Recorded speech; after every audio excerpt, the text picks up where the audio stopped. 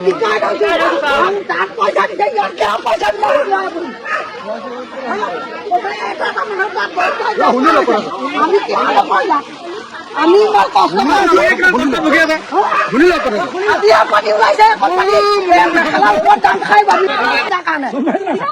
কিহৰ কাৰণে আমি নাপালো পাভৰ তলত দুটা তিনিটা ল'ব পাই যাম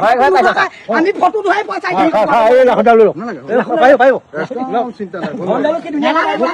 ইমান দিন ভুৱা কৃষকৰ কথা শুনিছিলে, ভুৱা অৰুণোদয় হিতাধিকাৰীৰ কথা শুনিছিলে, ভুৱা ৰেচন কাৰ্ড হলদাৰৰ কথা শুনিছিলে। এইবাৰ আহিল ভুৱা বানাক্ৰান্ত।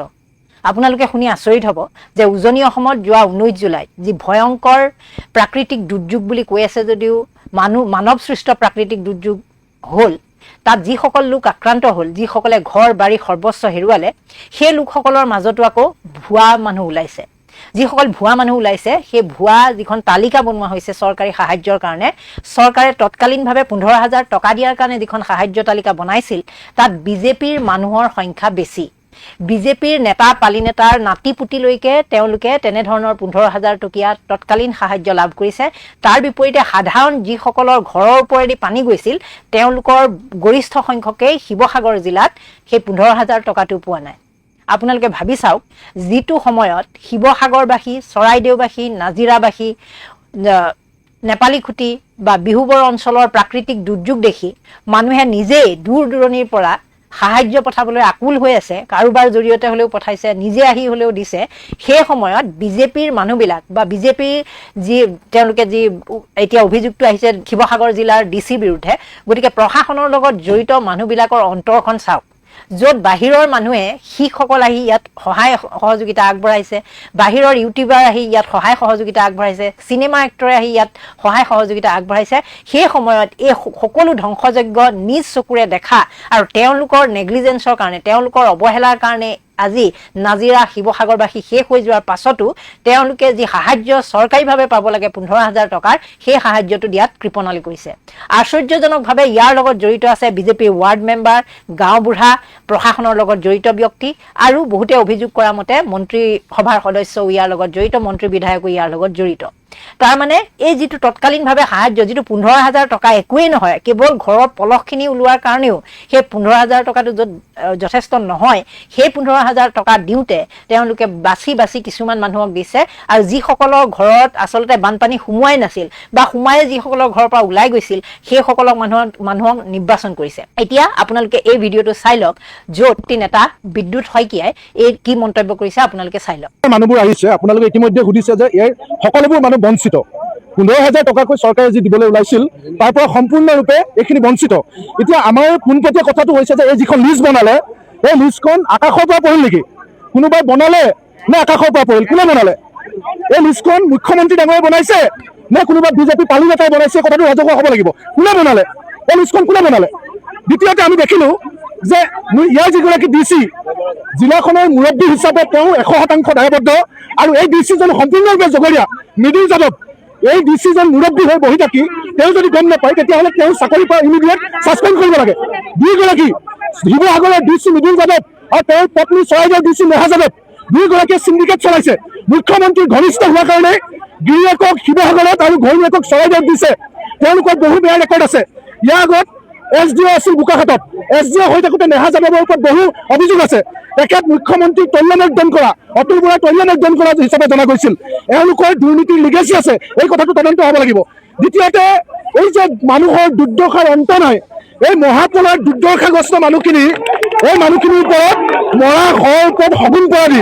চৰকাৰী যন্ত্ৰ আৰু বিজেপি পালি নেতাবিলাকে যিটো সাহায্য পুঁজি হস্তগত কৰিলে, সেই ইয়াৰ দায়িত্ব মুখ্যমন্ত্ৰীয়ে নিশালৈ ফেচবুক লাইভ আহি মচি পেলালে নহ'ব। ইয়াৰ তদন্ত হ'ব লাগিব। কিয়, কেনেকৈ হস্তগত কৰিলে, কোনে কৰিলে? মৰা শৰ ওপৰত শগুন পৰা দৰে এইটো কৰিছে, এইটো কেতিয়া মানি লোৱা নহ'ব। এতিয়া বিদ্যুৎ শইকীয়া বুলি নহয়, তাত যিসকল গৈছে সকলোৰে একেটাই অভিযোগ যে তেওঁলোকৰ ঘৰৰ ওপৰেদি পানী গৈছে, সকলো তেওঁলোকৰ শেষ, পিন্ধিবলৈ এযোৰ কাপোৰ নাই। সাহায্যৰ পৰা যিখিনি পাইছে তাৰে তেওঁলোকে কাপোৰ পিন্ধি আহিব লগা এটা পৰিস্থিতিৰ সৃষ্টি হৈছে, কিন্তু তেওঁলোকে সাহায্য পোৱা নাই। তাৰ বিপৰীতে যিসকল মানুহৰ ঘৰত কোনো ধৰণৰ বানপানী সোমোৱাই নাই, তেনেকুৱা ধৰণৰ অঙহী বঙহী বিজেপি নেতাসকলৰ, পালি নেতাসকলৰ সকলোৱে লাভ কৰিছে। গতিকে আপোনালোকে ভাবি চাওক যে বিজেপিয়ে সদায় দুৰ্নীতিমুক্ত অসম গঢ়াৰ কথা কয়, দুৰ্নীতিক তেওঁলোকে প্ৰশ্ৰয় নিদিয়াৰ কথা কয়। সেই দুৰ্নীতিক প্ৰশ্ৰয় নিদিয়া বিজেপিয়ে এই বানাক্ৰান্তক সাহায্য দিয়ে। বানাক্ৰান্ত নহয়, তেওঁলোক আচলতে দুৰ্ভিক্ষ পীড়িত লোক বুলি ক'লেও বঢ়াই কোৱা নহয়, কাৰণ যিমানেই ধনী মানুহ নহওক সেইবোৰ অঞ্চলৰ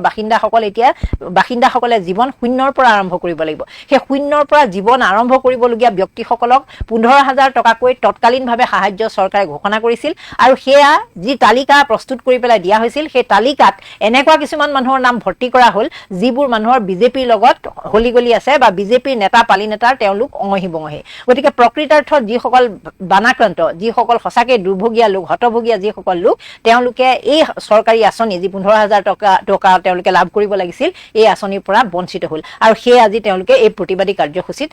ভাগ ল'বলগীয়া বা অংশ ল'বলগীয়া পৰিস্থিতিৰ সৃষ্টি হৈছে।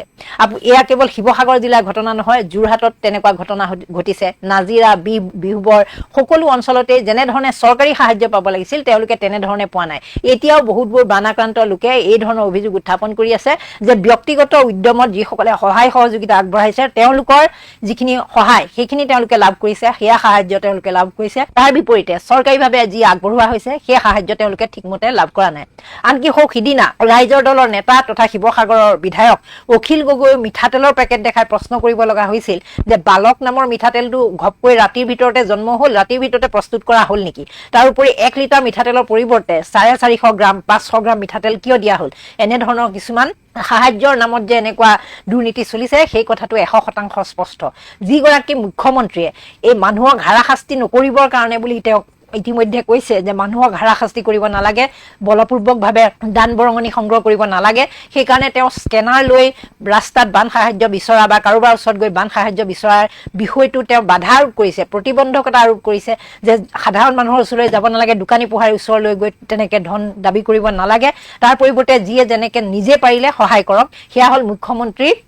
আহ্বান। তেওঁৰ আহ্বানৰ উদ্দেশ্য হ'ল যাতে দুটা আহ্বানৰ উদ্দেশ্য। প্ৰথম উদ্দেশ্যটো তেওঁ দেখাত যিটো আমাক দেখাইছে সেই দেখুওৱা উদ্দেশ্যটো হ'ল যে এনেধৰণে কৰিলে সাধাৰণ মানুহৰ হাৰাশাস্তি হয়। আপুনি ক'ৰবালৈ গাড়ী এখনত গৈ আছে, আপোনাক ঘপকৈ পইচাটো খুজি দিয়াৰ লগে লগে আপুনি আপোনাৰ ভাগৰ পৰা দিবলগীয়া হয়, সেই ধৰণৰ সমস্যা হয়। বা দোকানী পোহাৰীৰ ওপৰত যিটো চাপ সৃষ্টি হয়, যদি কোনোবাই স্কেনাৰখন লৈ দিনটোত 3-4 বা 4টা পাৰ্টি যায় তেতিয়াহ'লে তেওঁলোকৰ ওপৰত চাপ সৃষ্টি হয়। গতিকে হাৰাশাস্তি কৰিব নালাগে, সেইকাৰণে তেওঁ এই ধৰণৰ এটা আহ্বান জনোৱা বুলি ক'ব খুজিছে। আনকি আৰক্ষীক তাৰ বিৰুদ্ধে তদন্ত কৰাৰো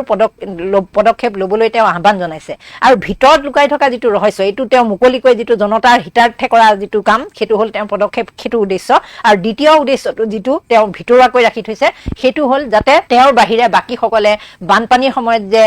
সহায় কৰি মানুহখিনিক উদ্ধাৰ কৰিলে, শিৱসাগৰৰ, নাজিৰাৰ, সোণাৰীৰ সকলো অঞ্চলৰ মানুহক যেনেধৰণে সহায় সহযোগিতা আগবঢ়াই তেওঁলোকৰ জীৱন যুদ্ধত টিকি থকাত, নিজৰ জীৱনটো বচাই ৰখাত যে সহায় কৰিলে আৰু চৰকাৰ যে সম্পূৰ্ণভাৱে বিফল হ'ল, সেই কথাটো যাতে তাৰ সাধাৰণ লোকে যাতে পাহৰি যায়গৈ, মানে এই মানুহবিলাকক যিসকলে সহায় সহযোগিতা আগবঢ়াই আছে সাধাৰণ মানুহে, তেওঁলোকৰ কথাবোৰ যাতে পাহৰি যায়। আৰু চৰকাৰে এতিয়া যেতিয়া প্ৰশাসন যাব পৰা হ'ল, তেওঁ নিজেই ভিডিঅ'টোত কৈছে যে প্ৰশাসন এতিয়া যাব পৰা হ'ল, গতিকে প্ৰশাসনে গৈ যেতিয়া সহায় কৰিব মানুহৰ মনত সজীৱ হৈ থাকিব যে প্ৰশাসনেহে আমাক শেহতীয়াকৈ উদ্ধাৰ কৰিলে বা প্ৰশাসনেহে আমাক গোটেইখিনি চাই মেলি দিলে। গতিকে অসমীয়া মানুহৰ এনেও আৱেগ বা পাহৰা শক্তিটো বেছি। গতিকে মুখ্যমন্ত্ৰীয়ে দ্বিতীয় উদ্দেশ্যটো হ'ল এইটো যে তেওঁৰ যিখিনি ব্যৰ্থতা, তেওঁৰ চৰকাৰৰ ব্যৰ্থতা, তেওঁৰ দুৰ্যোগ প্ৰশমন বিভাগৰ ব্যৰ্থতা, প্ৰশাসন যন্ত্ৰৰ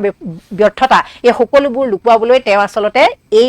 যিটো দান বৰঙণি সংগ্ৰহ প্ৰক্ৰিয়া অভিযানটো বন্ধ কৰাৰ কথা কৈছে। কিন্তু সেইটো মুকলিকৈ তেওঁ কোৱা নাই। তেওঁ এনেকুৱা এটা দেখাইছে যে দান বৰঙণি সংগ্ৰহ কৰাৰ ফলত মানুহৰ ওপৰত চাপ পৰিছে, আৰু এই দান বৰঙণি সংগ্ৰহ কৰাৰ উদ্দেশ্যে যিসকল মানুহ ওলাই আহিছে তাৰ বহুতৰ উদ্দেশ্য ভাল নহয়, 2 নম্বৰী কাৰবাৰত তেওঁলোক জড়িত, গতিকে তেওঁ বন্ধ কৰিব খুজিছে। প্ৰথমটো যিসকলে ভাবি লৈছে তেওঁলোকে বিজেপি যিসকল ভক্ত তেওঁলোকে সেই কথাটোত সমৰ্থন কৰিছে, আৰু যিসকলে আচল ৰহস্যটো গম পাইছে যে চৰকাৰৰ ব্যৰ্থতা ঢাকিবলৈ, চৰকাৰ যে প্ৰশাসন যে ব্যৰ্থ হৈছিল সেই কথাবোৰ লুকুৱাবলৈ, পাহৰাবলৈ মুখ্যমন্ত্ৰীয়ে পদক্ষেপ লৈছে, তেওঁলোকে ইয়াৰ বিৰোধিতা কৰিছে। সেয়া হ'ল প্ৰথম কথা। এতিয়া আপোনালোকে চাওক, বিগত দিনবিলাকত এই বিজেপি চৰকাৰৰ দিনত খুবটো নিকা তেওঁলোকৰ কাম কাজবোৰ বুলি তেওঁলোকে দাবী কৰি আহিছে। এই বানাক্ৰান্তৰ যেতিয়া ভুৱা বানাক্ৰান্ত ওলাল তাতে আপোনালোকে বুজি পাওক যে এই চৰকাৰখন কেনেকৈ চলিছে। শেহতীয়াকৈ আপোনালোকে চাগে গমেই পায় যে ৰেচন কাৰ্ড হোল্ডাৰসকলৰ কাৰণে এটা নিৰ্দেশনা আহিছে। ৰেচন কাৰ্ড হোল্ডাৰসকলৰ কাৰণে অহা যিটো নিৰ্দেশনা, সেই নিৰ্দেশনা অনুসৰি এই ৰেচন কাৰ্ডৰ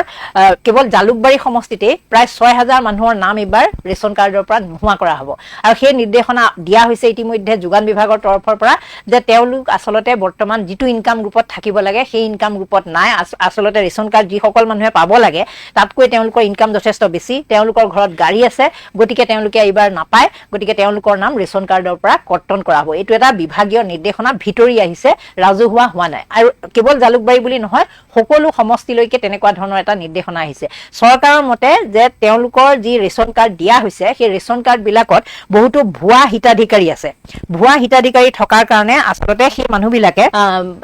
2 নম্বৰী কৰি ৰেচন কাৰ্ডখন লৈ তেনেধৰণে বস্তু সংগ্ৰহ কৰি আছে যিটো চৰকাৰে কম মূল্যত দিয়ে চাউল বিনামূলীয়াকৈ দিয়ে আৰু বাকী আপোনালোকে গমেই পায় চেনি দালি আৰু নিমখ 100 টকাত দিছিল এতিয়া কিন্তু এইবাৰ নিমখটো নিদিয়ে দালি আৰু চেনি দিব সেয়া বজাৰ মূল্যতকৈ অকমান কম দৰত দিব গতিকে মানুহ তাত চৰকাৰৰ মতে তাত 2 নম্বৰী মানুহ সোমাইছে ভুৱা মানুহ সোমাইছে গতিকে কেৱল জালুকবাৰীতে 6,000 মানুহৰ নাম কৰ্তন কৰাৰ কথা আহিছে আৰু বেলেগ বেলেগ সমষ্টিত তেনেকুৱা ধৰণে বহুতৰ নাম কৰ্তন কৰা হ'ব অসমত মুঠ ৰেচন কাৰ্ড পোৱা পৰিয়াল আছে 70,31,300টা আৰু হিতাধিকাৰী মানে এটা এয়া হল পৰিয়ালৰ সংখ্যা আৰু হিতাধিকাৰী মানে পৰিয়ালৰ সদস্যসকলক লৈ কিমান আছে হেয়া আছে 2,48,64,157 গৰাকী হল হিতাধিকাৰী মানে পৰিয়ালৰ সদস্যসকলক লৈ ইমান 2,48,00,000 মানুহে এতিয়াও ৰেচন কাৰ্ড সুবিধা বা ৰেচন কাৰ্ডৰ জৰিয়তে হে বিনামূলীয়া চাউলকে ধৰি এনে ধৰণৰ যিখিনি পাব লাগে সেইখিনি সা সুবিধা লাভ কৰি আহিছিল কিন্তু এতিয়া তেওঁলোকে সেই নামবোৰ কৰ্তন কৰিব এই কাৰণে যে তাত বুলে গাড়ী থকা মানুহ সোমাইছে কোম্পানী থকা মানুহ সোমাইছে এনেকুৱা তেওঁলোকৰ বিৰুদ্ধে অভিযোগ আছে গতিকে যিসকলৰ বহুসকলৰ নাম কৰ্তন যাব এতিয়া ৰেচন কাৰ্ডৰ যিসকল দোকানী সমবায় দোকানী বুলি আমি যিসকলক কওঁ তেওঁলোকৰ সংখ্যা প্ৰায় 34,000 আছে অসমত তেওঁলোক অত্যন্ত ভয় খাইছে তেওঁলোকে বিৰাট ভয় খাইছে এটা কাৰণে যে এতিয়া ৰেচন কাৰ্ডত যেতিয়া মানুহবিলাকে বস্তু বিচাৰি যাব বা সামগ্ৰী লবলৈ যাব আৰু তেওঁলোকৰ নাম যেতিয়া তালিকাত নাথাকিব সেই ৰেচন কাৰ্ড লবলৈ যোৱা মানুহজন গ্ৰাহকজনে তেওঁক প্ৰশ্ন কৰিব যে মোৰ নামটো কিয় কৰ্তন কৰা হ'ল কাৰণ যিসকল সমবায় দোকানী তেওঁলোকে স্থানীয় লোকসকলৰ সকলো অৱস্থাৰ বিষয়ে জানে বিত্তীয় অৱস্থাৰ বিষয়ে জানে সকলোখিনি তেওঁলোকৰ আচলতে যেহেতু চিনাকি ভিতৰতেই হয় গ্ৰামাঞ্চলতেই হওক বা নগৰাঞ্চলতেই হওক তেওঁলোকে ইজনে সিজনক চিনি পায় গতিকে তেওঁলোকে ভয় খাইছে যে এনে ধৰণে নাম কৰ্তন কৰা এনেকুৱা হাজাৰ হাজাৰ মানুহৰ নাম যেতিয়া কৰ্তন হ'ব সেয়া যে চৰকাৰে কৰিছে সেইটো তেওঁলোকে নাভাবিব তেওঁলোকে ভাবিব যে সুলভ মূল্যৰ দোকানীজনে এই কামটো কৰিছে হিংসাতে বা কিবা কাৰণত এনে ধৰণে আমাৰ নামবোৰ কৰ্তন কৰিছে গতিকে তেওঁলোকৰ মাজত এটা খকাখুন্দা পৰিৱেশৰ সৃষ্টি হ'ব মানে কাজিয়াৰ সৃষ্টি হ'ব যিটো তেওঁলোকৰ নিয়ন্ত্ৰণৰ বাহিৰলৈ যাব বুলি তেওঁলোকে ভয় খাইছে আৰু সুলভ মূল্যৰ দোকানীসকলৰ আন এটা অভিযোগ আছে তেওঁলোকৰ মতে আৰু আমিও জানো যে যিসকল হিতাধিকাৰীৰ নাম ৰেচন কাৰ্ডত ভৰ্তি কৰা হৈছে বা ৰেচন কাৰ্ড হোল্ডাৰ হিচাপে আছে সকলো কিন্তু সঁচাকৈয়ে প্ৰকৃতাৰ্থত ৰেচন কাৰ্ড পাবলগীয়া মানুহ নহয় নিৰ্বাচনৰ আগত এনেকুৱাকৈ বহুতবোৰৰ নাম কৰ্তন কৰা হ'ল আৰু বহুতবোৰৰ নাম সংযোজন কৰা হ'ল যেনেকৈ SIR প্ৰক্ৰিয়াৰ জৰিয়তে ভোটাৰ লিষ্টত নাম ভৰাইছিল আৰু নাম সংযোজন কৰিছিল আৰু নাম কৰ্তন কৰিছিল কাৰণ যিসকলৰ সংযোজন কৰিছিল তেওঁলোক আছিল বিজেপিৰ ভোটাৰ আৰু যিসকলৰ কৰ্তন কৰিছিল তেওঁলোক আছিল বেলেগ দলৰ ভোটাৰ হেতু আছিলে বিজেপিৰ নিৰ্বাচনী পলিচি সেই অনুসৰি তেওঁলোকে পশ্চিম বংগ আৰু বিহাৰত জয়লাভ কৰিলে একে ধৰণৰ পলিচি অসমৰ ৰেচন কাৰ্ড হোল্ডাৰৰ ক্ষেত্ৰতো কৰিছিল যি কিছুমান এনেকুৱা মানুহৰ নাম অন্তৰ্ভুক্ত কৰি দিছিল দৌৰাদৌৰিকৈ বিজেপিৰ ৱাৰ্ড মেম্বাৰ বিজেপিৰ গাঁওবুঢ়া এনেকুৱা যিসকল লোক থাকে তেওঁলোকে জোৰ জবৰদস্তি কৰি তেনেকুৱা ধৰণৰ নাম কিছুমান ভৰাই দিছিল অৱশ্যে তেওঁলোকে নিজৰ মৰ্জিত কৰা নাছিল তেওঁলোকৰ ওপৰত নিৰ্দেশনা আছিল যে ৰেচন কাৰ্ডৰ নাম ভৰা আৰু ভোট ল গতিকে ৰেচন কাৰ্ডৰ মই ইতিমধ্যে কৈছো হিতাধিকাৰী সংখ্যা পৰিয়ালতকৈ হিতাধিকাৰী সংখ্যাটো যেহেতু বেছি এটা পৰিয়ালত 5 জনকৈ মিনিমাম সদস্য থাকে 5 জনৰ যদি 4 জনেই ভোট দিব পৰা মানুহ হয় গতিকে বিজেপিয়ে ৰেচন কাৰ্ড দিয়াৰ পাছত তেওঁলোকে ভোটটো লাভ কৰিব সেই সূত্ৰে তেওঁলোকে নিৰ্বাচনৰ আগত উধাই মুধাই তেনে ধৰণে ৰেচন কাৰ্ড দিছিল মানুহবিলাকক আৰু এতিয়া আকৌ সেই কৰ্তন প্ৰক্ৰিয়া আৰম্ভ কৰিছে যিটো কাৰণে তেওঁলোকে এতিয়া নিৰ্বাচন কৰিছে যে যাৰ গাড়ী আছে তেনেকুৱা ধৰণৰ মানুহবিলাকক কৰ্তন কৰা হ'ব অথচ চাৰিচকীয়া থকা প্ৰতিগৰাকী মানুহে খুব বিত্তবান নহয় আমি সকলোৱে জানো যে 0 ডাউন পেমেন্টতো আজিকালি গাড়ী ল'ব পাৰি 30% ডাউন পেমেন্টতো গাড়ী ল'ব পাৰি আৰু যিবোৰ প্ৰাইভেট যিবোৰ বিত্তীয় প্ৰতিষ্ঠান তেওঁলোকে তেনে ধৰণে লোনত গাড়ী দিয়ে আজিকালি সকলোৱে জানে অটো বা গাড়ী চলাই যথেষ্ট উপাৰ্জন কৰিব পাৰিব বুলি বহুতেই নিবনুৱা লোকে তেনেকুৱা ধৰণৰ কৰ্মপন্থা হাতত লয় গতিকে সেই সকল লোকক যদি ধনী বুলি ধৰি নাম কৰ্তন কৰা হয় তেওঁলোকৰ আচলতে EMI থাকে তাৰোপৰি বাকিখিনি হাৰাশাস্তি তেওঁলোকৰ ক্ষেত্ৰত কৰাটো আচলতে বহুতে পছন্দ কৰা নাই আৰু তেওঁলোকে প্ৰতিবাদ কৰিব বিচাৰিছে যে এই কথাটো তেওঁলোকৰ আচলতে একেবাৰে মনোগ্ৰাহী হোৱা নাই কাৰণ তেওঁলোকক নাম কৰ্তন কৰা যিসকলৰ কথা কোৱা হৈছে সেই সকল প্ৰকৃতাৰ্থতে সেই হায়াৰ ইনকাম গ্ৰুপত পৰিছেনে তেওঁলোকে সিমানখিনি ইনকাম নকৰে জানো কি চাই তেওঁলোকৰ নাম কৰ্তন কৰা হৈছে আৰু বিজেপিয়ে নিজেই যিহেতু নিজৰ চৰকাৰখন থকাৰ পাছত আৰু তেওঁলোকৰে মেম্বাৰ মুখ্যমন্ত্ৰীয়ে কয় যে তেওঁলোকৰ মেম্বাৰ 40-42 লাখ অসমতে আছে গতিকে ইমানখিনি সক্ৰিয় সদস্য থকাৰ পাছত যাতা মানুহবিলাকৰ নাম কেনেধৰণে সন্নিবিষ্ট কৰা হ'ল তেওঁলোকৰ পৃষ্ঠপ্ৰমুখে গোটেই বিজেপিৰ ভোটাৰসকলৰ কথা জানে ক'ত 100 জন ভোটাৰৰ ওপৰত তেওঁলোকে সদায় নজৰ ৰাখে গতিকে তেওঁলোকে জানে যে কোনজন মানুহ বিজেপি কোনজন মানুহ কংগ্ৰেছ কোনজন মানুহ ৰাইজৰ দল কোনজন মানুহে অজাপক ভোট দিব গতিকে তাৰ ভিতৰৰ পৰা তেওঁলোকে বাছি বাছি বা যিসকলে বিৰোধীৰো আছিল তেওঁলোকৰো যাতে ভোটটো পাব পাৰি নিৰ্বাচনৰ আগত তেনেধৰণে নামবোৰ ভৰাই দিছিল তাৰপিছত তেওঁলোকে এতিয়া নাম কৰ্তন কৰাত আচলতে মানুহবোৰ যথেষ্ট বিপদত পৰিছে আৰু সুলভ মূল্যৰ দোকানীসকলে তেওঁলোকৰ মাজত অপ্ৰীতিকৰ পৰিস্থিতিৰ সৃষ্টি হ'ব বুলি আচলতে ভয় খাইছে কাৰণ কৰ্তন কৰাটো এটা সহজ কথা নহয় ৰেচন কাৰ্ড কৰ্তন কৰা মানে তেওঁলোকৰ বহুবোৰ সা সুবিধা আয়ুষ্মান কাৰ্ডকে ধৰি বিভিন্ন চৰকাৰী সা সুবিধাৰ পৰা তেওঁলোক বঞ্চিত হ'ব সেইটো তেওঁলোকৰ আটাইতকৈ ডাঙৰ মূৰৰ কামৰণি আৰু সেই ভুক্তভোগী যিসকলৰ ৰেচন কাৰ্ড হেৰুৱাব তেওঁলোকে যে খুন্দা লাগিব সেই কথাটো সুলভ মূল্যৰ দোকানীসকলে নিশ্চিত হৈছে আৰু সেয়ে তেওঁলোকে ভয় খাইছে যে এনেকুৱা পৰিৱেশ নহওক চৰকাৰে বুজাই দিয়ক কি কাৰণে তেওঁলোকে কৰ্তন কৰিছে আৰু তেওঁলোকৰ লগত যাতে এই বিষয়টো তেওঁলোকৰ কাষলৈ গৈ যাতে মানুহে প্ৰশ্ন কৰিব নালাগে কিন্তু সুলভ মূল্যৰ দোকানীসকলে ইয়াৰ পৰা ফালৰি কাটিব নোৱাৰে এই কাৰণে কাৰণ তেওঁৰ দোকানতহে সেই মানুহজনৰ নামটো যিহেতু থাকিব গতিকে তেওঁলোক যাব লাগিব তালৈ আৰু গলেই যে তেওঁলোকৰ পৰিৱেশটো বিনষ্ট হ'ব বা শত্ৰুতা বাঢ়িব সেই কথাটো তেওঁলোকে ভাবি আচলতে ভয় খাইছে আৰু চৰকাৰে যে নিজাববীয়াকৈ তেনেকে কিছুমান মানুহক কেৱল বিজেপিৰ সমৰ্থক হোৱাৰ কাৰণে নিৰ্বাচনৰ আগত যধে-মধে ভৰাইছিল সেই কথাটো তেওঁলোকে আচলতে বিৰোধিতা কৰিছিল কিন্তু বিৰোধিতা কৰিলেও তেওঁলোকৰ বিৰোধিতাৰ কোনো যুক্তি নাই বা তেওঁলোকৰ বিৰোধিতা মানিব কোনে শুনিব কোনে গতিকে তেনেধৰণে ভোট লোৱাৰ পাছত এতিয়া এই ধৰণৰ পৰিস্থিতিৰ সৃষ্টি হৈছে গতিকে এয়া হ'ল ভুৱা ৰেচন কাৰ্ড হোল্ডাৰৰ কাহিনী এতিয়া ভুৱা অৰুণোদয় হিতাধিকাৰী আপোনালোকে গম পায় বহুতবোৰ এবাৰ অৰুণোদয় যে পইচা দিলে 1 তাৰিখে সেই 1 তাৰিখে 37 লাখ মানুহক যে অৰুণোদয় ধন দিলে তাৰ বহুতবোৰ মানুহৰ নাম আকৌ বোলে কৰ্তন হৈছে তাৰ কাৰণে মহিলাসকল ওলাই আহিছে এই ভয়ংকৰ বানপানীৰ মাজতো অৰুণোদয় হিতাধিকাৰী মহিলাই আহি কৈছে যে আমাৰ গোটেইখিনি হেৰাই গ'ল আমাৰ ঘৰ দুৱাৰ সকলোখিনি গ'ল তাৰপিছত এবাৰ আমি অৰুণোদয় ধনৰ যিটো পাব লাগিছিল সেইটোও নাপালো আপোনালোকে জানে যে যিকেইখন বানাক্ৰান্ত জিলা সেই বানাক্ৰান্ত জিলাত অৰুণোদয় ধন এবাৰ বঢ়াই দিয়া হৈছিল 2500 টকা কৰা হৈছিল কিন্তু এতিয়া শিৱসাগৰকে কওক উজনি অসমৰ জিলাকেইখনত গৰিষ্ঠ সংখ্যক লোকে এইবাৰ অৰুণোদয়ৰ পৰা নাম তেওঁলোকৰ কৰ্তন হৈছে গতিকে তেওঁলোকে এই ভয়ংকৰ বানপানীৰ মাজত য'ত ঘৰ চফা কৰিব লাগিছিল ঘৰ পৰিষ্কাৰ কৰি ঠিক ঠাক কৰিব লাগিছিল সেই সময়ত তেওঁলোকৰ দুটা সমস্যা তেওঁলোকৰ সন্মুখত এক হ'ল বানাক্ৰান্তৰ কাৰণে যিটো 15000 টকাৰ এককালীন সাহায্য পাব লাগিছিল সেয়া নাই 2 নম্বৰতে তেওঁলোকে যি অৰুণোদয় হিতাধিকাৰী 2500 টকা পাব লাগিছিল সেইটো তেওঁলোকৰ নাই গতিকে তেওঁলোক অত্যন্ত ক্ষুভিত হৈছে সেই মহিলাসকলেও যথেষ্ট প্ৰতিবাদী কাৰ্যসূচী লৈছে তেওঁলোকে কৈছে যে আমাৰ সকলো শেষ হৈ যোৱাৰ পাছত আমাৰ নামটো কৰ্তন কৰা হ'ল কিয় ইফালে মুখ্যমন্ত্ৰী আকৌ সেইফালে বাকি জিলাৰ পৰা কাটি 1250 টকাৰ পৰা 150 টকাকৈ কাটি সেইফালে দিয়াৰ কথা কৈছে তাত ডাবল কৰি দিয়াৰ কথা কৈছে কিন্তু সিমানৰ পাছতো কিন্তু সেই সকল মহিলাই নিজৰটো ঘৰ দুৱাৰ সকলো হেৰুৱালে আৰু সেয়া হেৰুৱালে কেৱল চৰকাৰৰ সেই যে কিছুমান লোক এই কয়লা ব্যৱসায়ৰ লগত জড়িত অবৈধ বালি খননৰ লগত জড়িত অবৈধ শিল খননৰ লগত জড়িত হোৱাৰ কাৰণে আৰু প্ৰশাসনৰ অৱহেলাৰ কাৰণে তেওঁলোকে সকলোবোৰ হেৰুৱালে তাৰ কাৰণেও জগৰীয়া চৰকাৰখন প্ৰশাসন তাৰ ওপৰত আকৌ ভোটৰ ওপৰত দানৰ পৰা দি তেওঁলোকৰ নাম এই অৰুণোদয় হিতাধিকাৰীৰ পৰা কৰ্তন কৰা হৈছে সিফালে বানাক্ৰান্তৰ যি সাহায্য সেই সাহায্যও তেওঁলোকে পোৱা নাই আপোনালোকে আৰু এটা কথা চাগে জানে যে অসমত সৰ্বাধিক যি ভুৱা কৃষকৰ সংখ্যা অসমত আটাইতকৈ বেছি অসমত 8,35,000 অযোগ্য অৰ্থাৎ ভুৱা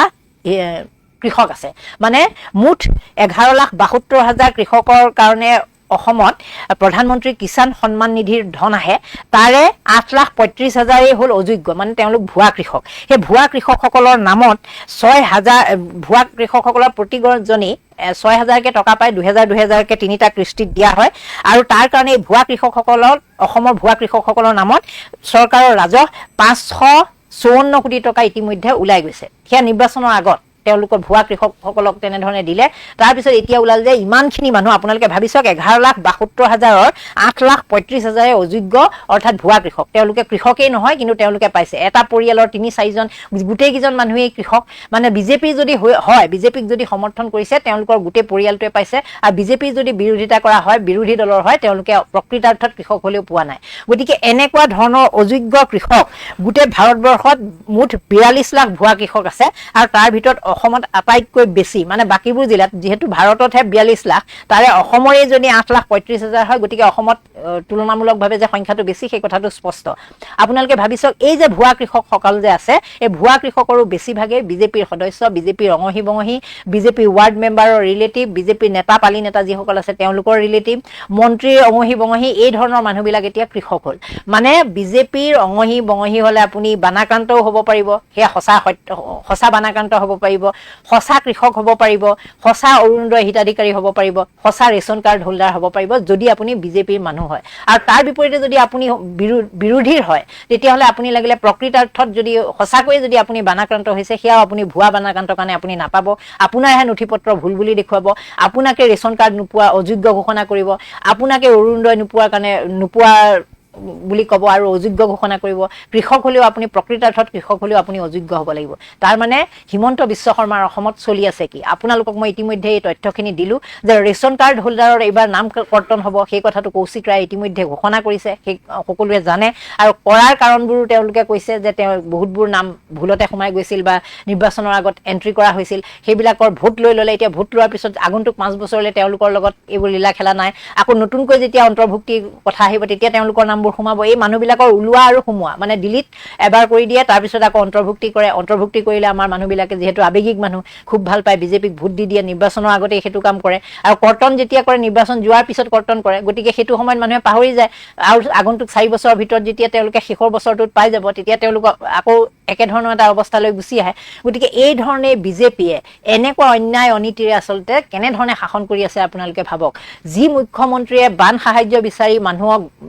অস্বস্তিত নেপেলাবলৈ কৈছে, সেইটো এটা তেওঁ হাৰাশাস্তি বুলি কৈছে। সেই সময়ত আপোনালোকে ভাবি চাওক, এই শিৱসাগৰ উজনি অসমৰ যিসকল